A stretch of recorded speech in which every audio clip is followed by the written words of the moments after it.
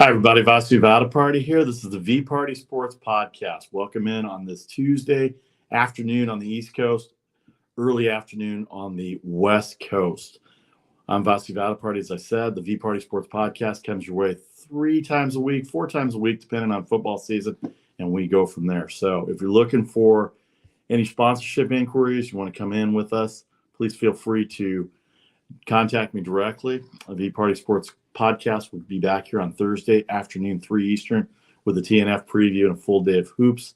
Daily posts are out by 6 Eastern every weekday. Sponsorship inquiries, please contact me directly on Facebook, Twitter, YouTube, Instagram. You can find me right there at VPartySports. You see right there. All right, let's get to it right now. Last night, Monday Night Football. How about that? The New Orleans Saints had been giving Tom Brady and the Buccaneers, ever since he joined the Buccaneers, a tough time. Tampa Bay gets 2 touchdowns late in the game. They rally for a 17-16 win. Tom Brady's 2 touchdowns in the last 4 minutes comes back. The Saints defense playing nickel with 5 minutes to go. If you don't know, nickel defense is 5 defensive backs. They didn't leave anybody in the middle for pass rushing or stopping the run. They tried to play the clock is what they did.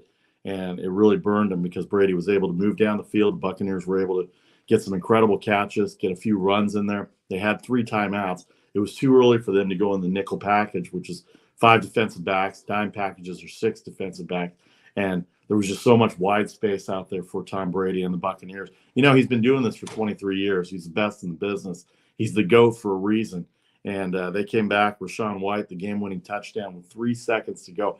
But here's what happened with the Saints. Not only was their defense playing the clock with a 16-3 lead, they had chances to get points. They didn't even get points out of that to even go up 19-3 at that point. At that point, it would have been 3 possessions and probably too inconceivable for Tampa Bay to come back 3 possessions down. So Brady moves them down. They get a touchdown to make it 16-10.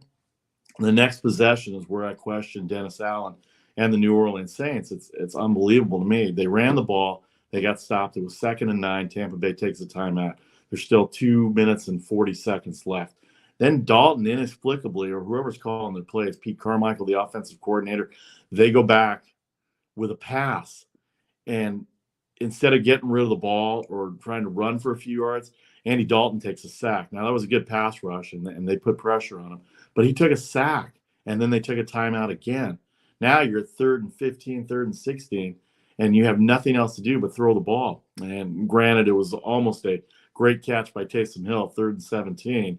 Just couldn't hold on. It would have been a first down. Tampa Bay would have been only left with 1 timeout.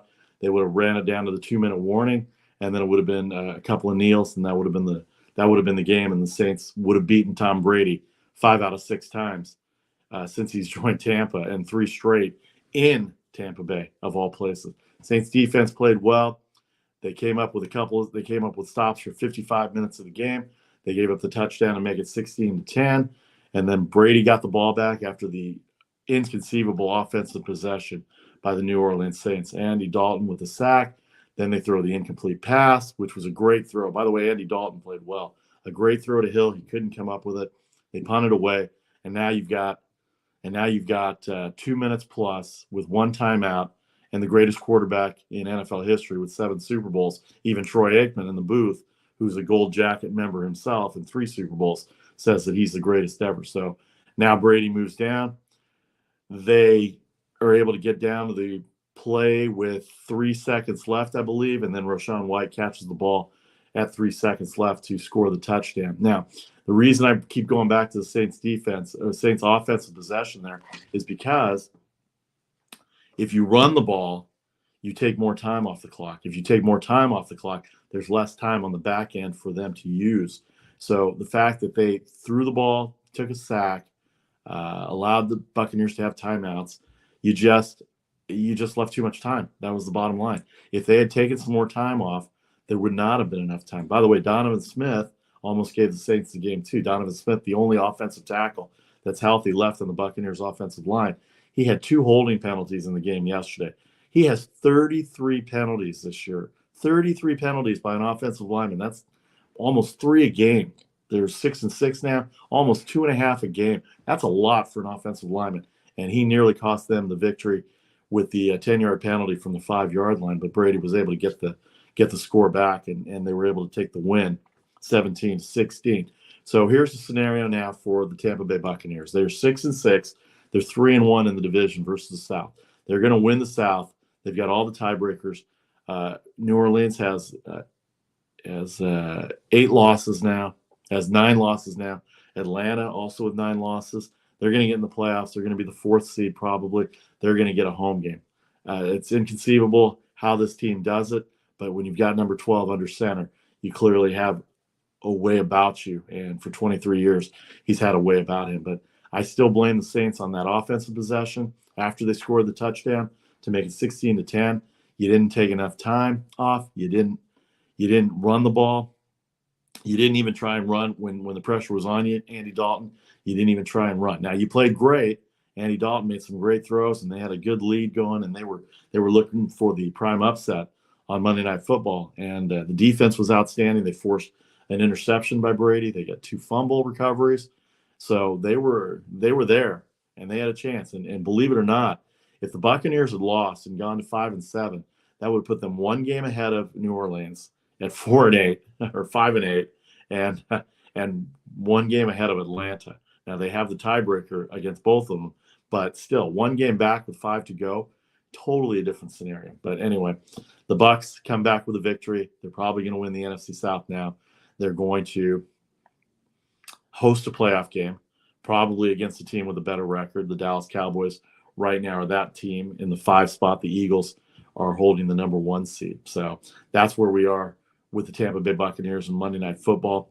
If you have the Saints at +3, you won the game. So that part was at least good. You knew at 16-3, even if Tom Brady had one of his miracle comebacks, which he did, they were going to not cover the 3 points, and the game stayed under. I think all the prognosticators had the total at 41. I think was the game total. That thing had no chance of getting to 41. They played earlier this year at 20-10. So Tampa Bay Buccaneers with the comeback win, 17-16 over New Orleans. Brady with the 2 touchdowns in the final 4 minutes, capping the comeback. The Saints defense played great. They played loose and soft in the last 2 possessions, hurt them. Dalton's possession, the Saints' possession, Pete Carmichael, the offensive coordinator's possession, did not pay off as well for them, and they left Tom Brady too much time. So that's where we're at. Monday Night Football right there as we speak. So 6-6 now for Tampa Bay. The Saints are out. The Falcons probably are out. Carolina out as well, too. By the way, Carolina released Baker Mayfield at quarterback once they told him he wasn't going to start. So there's a lot of quarterback news going on in the NFL, and we'll get to that in a second. All right, moving on now. We spoke about the Eagles having the number 1 seed. They are 11-1, and Robinson, their GM, John Robinson, the GM, just got fired after the Eagles torched the Tennessee Titans. A.J. Brown, the former Tennessee Titan, had 2 touchdowns, a 35-10 victory over the Tennessee Titans. What Tennessee Titans are we looking at? 2 weeks ago, they played great. They played great on Thursday night at Green Bay, and now they've got their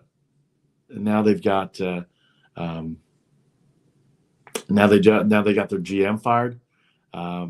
After trading A.J. Brown for a lot of draft picks, they started off to be a good start, but A.J. Brown clearly helped the Eagles. They are 11-1 right now after their win over Tennessee. We'll get to the rest of the East stuff in a second, but 11-1 for the Philadelphia Eagles, the number 1 seed in the NFC right now. They're 2 games better than the Cowboys and 3 games better than the New York Giants in the East. So that division still up for grabs as far as Dallas and Philadelphia go, but Dallas has already lost to Philadelphia. They have 1 more game on Christmas Eve to complete that division series as well. Now you look at the North. The Minnesota Vikings basically have clinched the North. They're 10-2. They're a game back of the Eagles, but really 2 back because the Eagles drummed them on Monday night in week 2. So the tiebreaker edge goes to Philadelphia. Minnesota 10-2.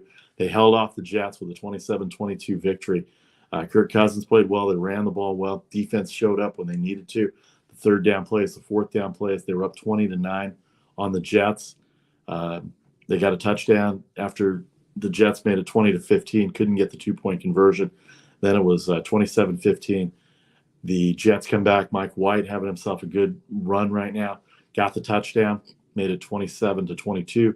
They were able to force a punt, get the ball back. And then on third down, Braxton Berrios could not hang on to the game-winning touchdown. And then on fourth down, they couldn't convert the interception. Came back to haunt them. Mike White had the interception by Harrison Smith. And so they are 10-2. The Vikings are. The division's over. Green Bay came back and beat Chicago on Sunday as well, too. They're the only competition for Minnesota. We'll see what happens with Aaron Rodgers in Green Bay in the North. They say they want him back for next year. Does that mean he's going to play the rest of this year? When are you going to find out about Jordan Love in terms of your number one draft pick that you used a couple of years ago? Aaron Rodgers played 4 years or sat for 4 years behind Brett Favre. Jordan Love is in his third year behind Aaron Rodgers right now, but the Packers say they want him back. All right, Minnesota clinching the North basically. They're a game back of Philadelphia, 2 back in the tiebreaker scenario after they beat the Jets. The Cowboys, you see them on Sunday night. They were a 10.5-point favorite against the Colts. Colts are a mess. We'll get to the AFC South in a second. Tennessee is going to win that division by default, just like the NFC South. Both the South divisions in the NFL are going to have somebody win because, well, somebody has to win. As Joe Buck said last night on TV, somebody has to win. A 33-point fourth quarter, turnovers, fumbles, a total mess. The Dallas Cowboys get that win. 56 points they put up on the Colts. They're now 9-3. They're 2 back because of the tiebreaker with the Eagles. They're 2 back at 11-1. They lost earlier in the year to Philadelphia, 26-17. So they're down in the tiebreaker. They've got their Christmas Eve game with the Philadelphia Eagles as well in Dallas. So that could help them a little bit too. How about the 49ers? They lose Garoppolo. Brock Purdy comes in. Mr. Irrelevant. Those of you that did not see Brock Purdy play at Iowa State, I'm telling you, he was a 4-year starter for them, at least a 3-year starter, but he played 4 years at Iowa State. He's a very smart kid. Mr. Irrelevant, which, by the way, is not Mr. Irrelevant anymore.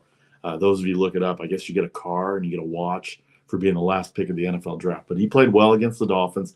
They beat the Dolphins. Tua Tagovailoa was 8-0 as a starter. Now he's 8-1 as a starter. They were there. Miami was there in that game.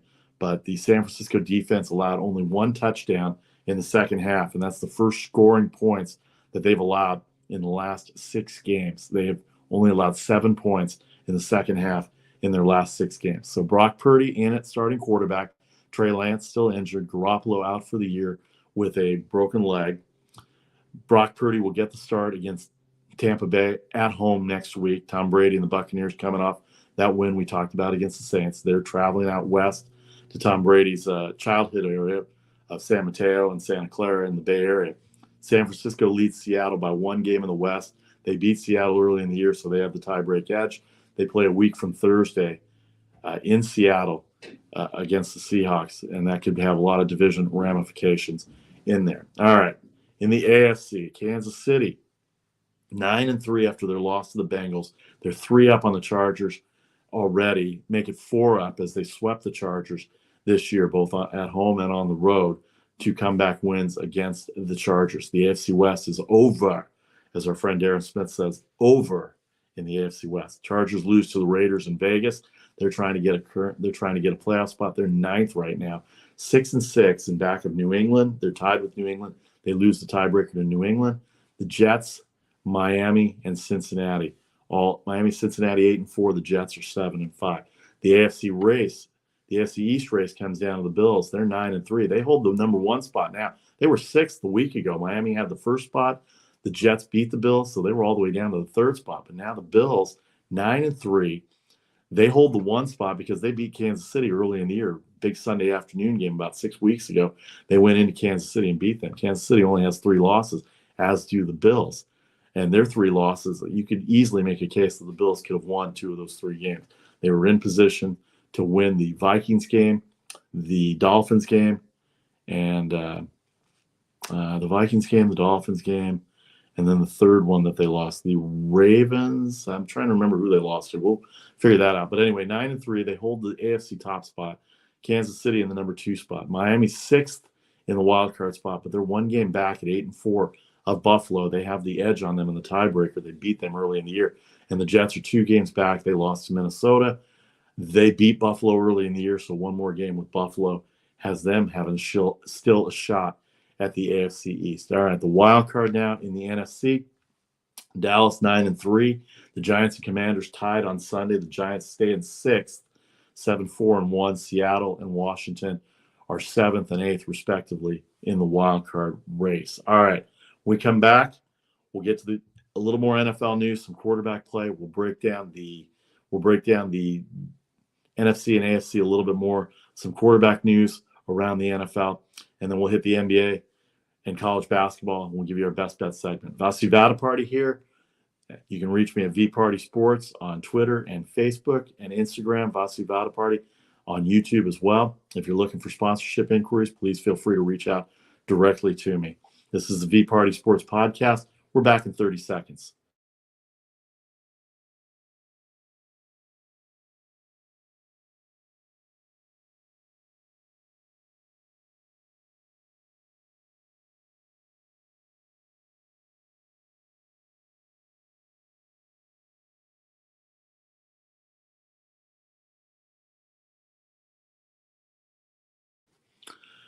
Welcome back to the VParty Sports Podcast. VParty here. We're coming back to you on Thursday afternoon, 3 o'clock Eastern, with a Thursday night football preview.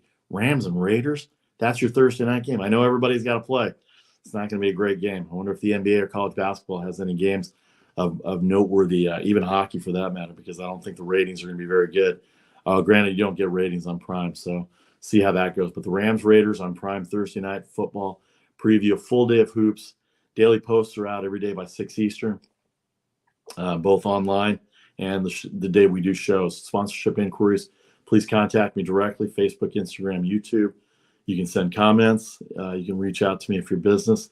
We'd love to be at your restaurant. We'd love to be at your sports bar, do live broadcasts as well, too. So contact me, and you can reach me right there at VParty Sports or on Facebook at VParty. All right. A little more NFL news to go with. We talked about the division standings. We're heading into Week 14. Tampa Bay gets their win over New Orleans. The Eagles stay in the number 1 seed at 11-1 after the drubbing of the Tennessee Titans. A.J. Brown, the former Titan, going off. John Robinson, the GM of the Titans, gets fired 3 days after, even though they're in first place and they've got a big lead on the Indianapolis Colts in the AFC South. They're going to end up winning that division by default, as are the Buccaneers in the NFC South by default as well. But some of the other news in the NFL, Lamar Jackson has a strained PCL. He's unlikely this weekend versus the Steelers. Huntley came in middle of the game last week. Tyrone Huntley came in. They got the win over Denver. Denver's defense played well, but couldn't get the last stop needed, and they fall to 3-9. The Ravens are now 8-4. They hold the tiebreaker's edge on the Bengals, who beat Kansas City in exciting fashion last week. Both are tied at 8-4. One more to play, and that's usually when they play it on the final Sunday of the year. So Baker Mayfield got released by Carolina. We talked about the 49ers. They picked up Josh Johnson from the practice squad, I think, of the Broncos is where he was at. So Baker Mayfield is out there as well, too. Now Baker Mayfield has a shot, if the Ravens are interested, maybe to bring him in as a backup as well, too. And maybe he can come in with a chance to start and move the Ravens downfield. I know they don't like him very much in Baltimore, considering he was a former Cleveland Browns quarterback, but the Ravens are trying to figure out what to do with Lamar Jackson and the PCL that he has, the PCL strain that he has. All right, once again, in the AFC West, Kansas City up 9-3. They're number 2 in the AFC behind Buffalo. Buffalo 9-3 record as well. The wild card races all big right now. The Eagles are 11-1. They beat up on the Titans. The Dallas Cowboys are 9-3. They're 2 games back. One more game with Philadelphia, Giants and Commanders, both in playoff spots right now. So all 4 NFC East teams will make the playoffs as the season ended today. Seattle trying to fight it out with San Francisco for the NFC West. They're a game back. They have one more game with them a week from Thursday. Not the Rams Raiders this week, but the following Thursday next week. All right. Now we move on to the NBA. 3 games tonight in the NBA, the Lakers and the Cavaliers, the Heat and the Pistons, and then Denver and Dallas. Dallas with a big win last night over the Phoenix Suns. They blew them out, and you just have to wonder which Phoenix team is going to show up. But right now the Dallas Mavericks are playing pretty well. 3 games tonight. It's a Tuesday night. It's generally a light night in the NBA to begin with. So the NCAA has the Jimmy V Classic That happens every year. Of course, it's Jimmy V Week, ESPN with a big promotion of that for cancer. A very good tournament. They raise a lot of money. It's at Madison Square Garden. The 4 teams tonight that are going to be playing, top 25 teams: Illinois, Texas. Texas at number 2 in the country right now. Iowa and Duke will be the nightcap from Madison Square Garden, New York. Houston Cougars, Calvin Sampson, they are number 1 in the NCAA, and their defense is suffocating. If you watched them the last couple of years, Calvin Sampson prides himself on defense, and they are shutting teams down. They held off a pretty good St. Mary's team on Sunday. They only beat them by 5 as a 10.5-point favorite. Offense is still a little bit in question, but defensively, there are very few teams that are better than Houston. I believe they're number 1 or number 2 in the Ken Pom rankings in defensive rating, and that's based on 100 possessions. And they are right there. They're about 85 or 86, I think, per 100 possessions in terms of points allowed. Very interesting, number 14, Maryland, coming off their win over Illinois over the weekend. They're 8-0. They're going to Madison, Wisconsin to play Wisconsin. Wisconsin just came off a big overtime victory over Marquette over the weekend. 6-point underdog they were against Marquette. They're all part of a top 8, and they're all part of 8 top 25 matchups on Tuesday. And we'll get to the best bets on that. Hockey last night, a little bit of hockey. Just want to give you a little hockey news last night. The Boston Bruins had their 14-game home winning streak snapped by the Las Vegas Golden Knights. $1.80 favorite for Boston. Las Vegas gets the 4-3 win in the shootout. It was 3-3 going into the overtime period, and then the shootout took place. 4-3 Las Vegas. They're playing well in the West. This could be an NHL Stanley Cup preview, but Boston's 14-game home winning streak. By the way, you got good money odds on Las Vegas if you took them, probably plus 160, something like that. Lots of hockey to talk about over the next few weeks, but we've also got college football and NCAA. We've got NBA, and of course the NFL prime time for December as we get into the holiday season. All the bowls have been set up. We'll have a full preview of the bowls next week as well. All right, what you're waiting for? This is the VParty Sports Podcast. I'm Vasi Vadaparty, as I said. So let's get on to the best bets of the day. Those of you that didn't see it, the BCS rankings, by the way, are finished. Georgia, Michigan, TCU, Ohio State, they're all going to play on New Year's Eve. It'll be Georgia, Ohio State. I saw the line already at 7 for Georgia. Michigan and TCU, the line started out at -9 for Michigan. It was bet down early, down to 7.5 or 7. So both games are a touchdown or less. What do you think out there? Send me your comments. You think it's going to be a favorites bonanza, or you think the 2 underdogs are going to come back? I know Michigan, Ohio State played. Everybody knows that. They played 2 weeks ago in the Big Ten tournament. Michigan drubbed them. USC lost, so Ohio State gets in. Alabama finishes 5th. Tennessee finishes 6th, though I thought Tennessee should have finished higher than Alabama, but that's my personal opinion. Tennessee did beat Alabama this year, so I like to take head-to-head wins as we go to it. All right, best bet segment, the unprecedented, never duplicated, world-famous best bets. We're going to start with the NBA. Set 3 games tonight. We don't have a line yet for the Miami-Detroit game, so you may want to check back online. But right now, the Lakers have played unbelievable basketball the last 2 weeks. I don't know what got them going, but they're going to Cleveland. Cleveland's very good in the East. They're number 2 in the East right now, number 3 in the East right now.